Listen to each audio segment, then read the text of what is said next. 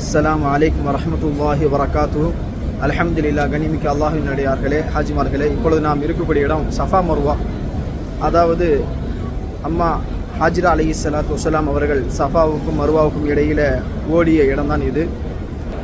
அந்த இடத்துல தான் இப்போ நாமளும் நடந்து கொண்டு போகிறோம். அல்ஹம்துலில்லாஹ்.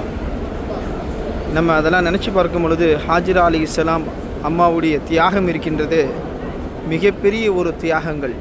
அதெல்லாம் இன்றைக்கி நம்ம நினச்சி பார்த்தோம் சொன்னால் நம்முடைய வாழ்க்கையில் அதெல்லாம் செயல்படுத்த முடியுமான்னு கேட்டால் முடியவே முடியாது. அல்லாஹ் ரப்புல் ஆலமீன் அவங்களுடைய அந்த ஒரு சுன்னத்தை உலக மக்கள் பின்பற்றக்கூடியவர்களாக என்னையும் அதில் ஆக்கி அருள் செஞ்சிருக்கிறான் அல்லாஹ் ரப்புல் ஆலமீன். அல்ஹம்துலில்லாஹ். இது போன்று அல்லாஹ் ரப்புல் ஆலமீன் எல்லோ மக்களுக்கும் இந்த சஃபாவுக்கும் மருவாவுக்கும் வந்து பார்க்கக்கூடிய பாக்கியத்தை அல்லாஹ் ரப்புல் ஆலமீன் தந்தருள்வானாக. ஏனென்றால் அல்லாஹ் ரப்புல் ஆலமீன் திருவசனத்தில் சொல்லி காட்டுகிறான், இன்ன ஸஃபா வல் மர்வத மின் ஷஆயிரில்லாஹ்.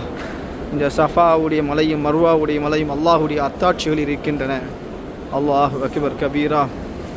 இதை அழகிய முறையில் நம்ம சொல்லி காட்டணும்னு சொன்னால், அம்மா ஹாஜிரா அலைஹிஸ்ஸலாத்து வஸ்ஸலாம் அவர்கள் சஃபாவிலிருந்து மருவாவுக்கும் மருவாவிலிருந்து சஃபாவுக்கும் 7 முறை ஓடி வந்தார்களே.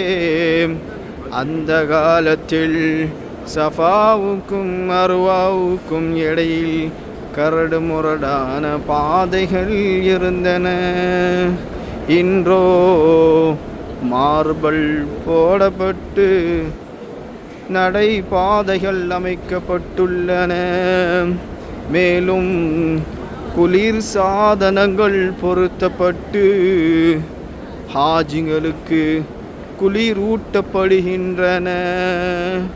அல்லாஹு அக்பர், அல்லாஹு அக்பர், அல்லாஹு அக்பர், வலில்லாஹில் ஹம்த்.